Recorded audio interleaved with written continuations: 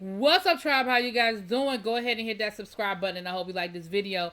This is Love and Marriage Huntsville, Season 5, Episode 2. Look, this episode, it ain't a lot there, so we're going to get through it.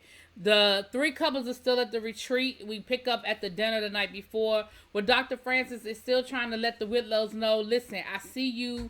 You see me, we see each other. Y'all coming in here, y'all trying to give us this fake, our marriage is perfect. And I'm letting you know that I see through it. You know why I see through it? Because I've been doing this for a long time. I'm trained to do this. This is what I do for a living. And I can tell when people are giving me the bull hockey and you think that I'm buying it and I'm not. And I'm letting you know that I'm not buying it. And I'm letting the people here know that I'm not buying it because they not buying it either. And I need them to know that I know and that we are all on the same page. So either you going to really be here to really get down and dirty and let me know what's good so I can help you, or you don't get one of my t-shirts. Because the next morning, Kimmy and Maurice had a t-shirt. Letitia and Marceau had a t-shirt. And they was wearing their little t-shirts. But the Willows did not have a t-shirt. And Maurice said, well, I think maybe they didn't earn one. Maybe they didn't, Maurice. Maybe they didn't. So the next morning, Marceau is cooking breakfast for everybody. And I thought that was really nice. Because, you know, Marceau gets a hard time. I mean, rightly so, but he gets a hard time as being like this Neanderthal that expects the woman to do everything while he just sits around and, you know, chills out or whatever.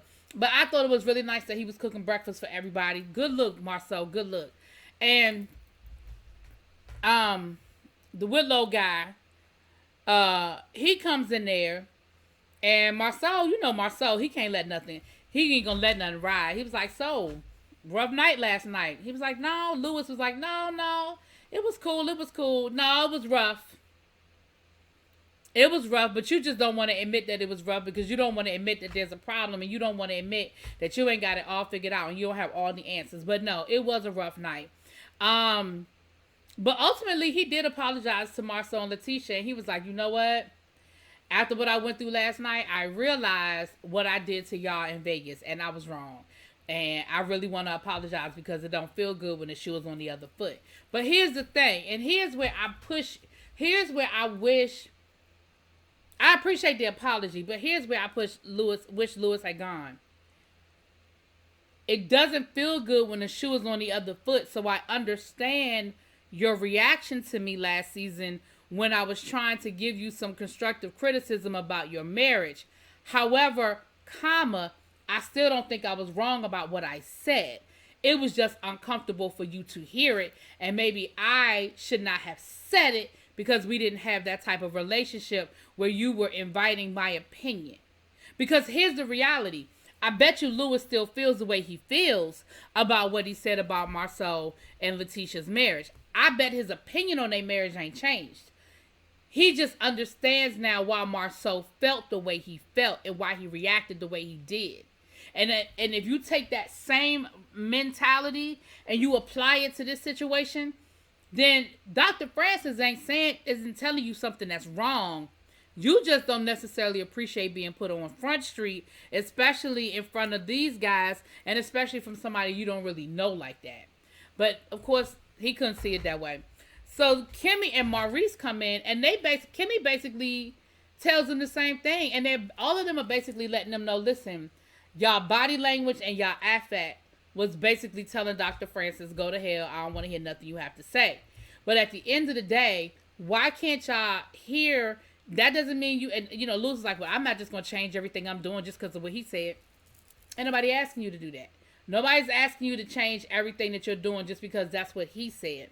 What we're asking you to do is hear him and take what applies or try to adjust accordingly. That don't mean you have all the answers. That don't mean Dr. Francis has all the answers. All Dr. Francis is doing is helping you put a microscope or a microscope, child, whatever, magnifying glass up to what's already there. But neither here nor there, child, they ain't here. He started talking about how Dr. Francis is late. See, he an hour late. Yesterday, he had a problem with people being late. Now he an hour late. First of all, y'all know good and damn well that man ain't come in that room yet because y'all wasn't finished filming that scene.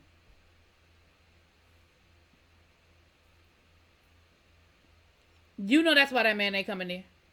Because production was like, oh no, this good. Let him go. Roll with this. Second of all, that still don't have nothing to do with you and what y'all was doing. Neither here nor there. So later on, we see them down to the fire pit, and they got to get in the chair of truth.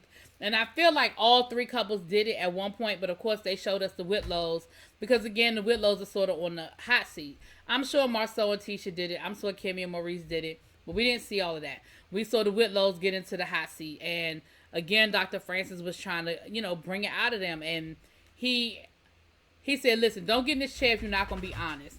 And Lewis did open up about feeling about when he, gets when people hurt him, when he deals with loss, that he does tend to just kind of disengage. And we found out later on that him and his father don't have the best relationship, that his father was a provider, but his father wasn't very available to the family. He said how he played sports and how his father never came to any of his games. Because he was out working and hustling and trying to make it happen. And he said, but once I told him and I talked to him about it, he's actually come to some of my games now that I'm an adult and I play for different, leagues or whatever now. And he actually has tried to make the effort.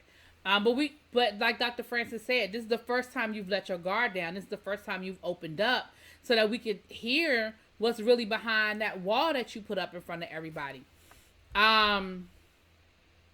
Later on, we saw Dr. Francis talk to Marceau and Letitia. And, child, listen, I'm sick of talking about Marceau and Letitia marriage. I promise you I am.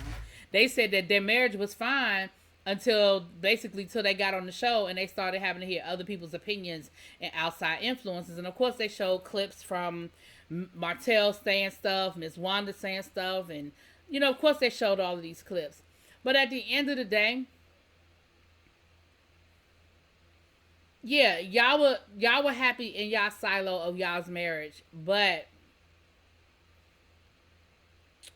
is there some truth to what we're saying about everything not being what it is, But again, I done said all I got. I'm sick of them. I done said all I gotta say, child. Maurice and Kimmy have a conversation with Dr. Francis, and basically what they're talking about is the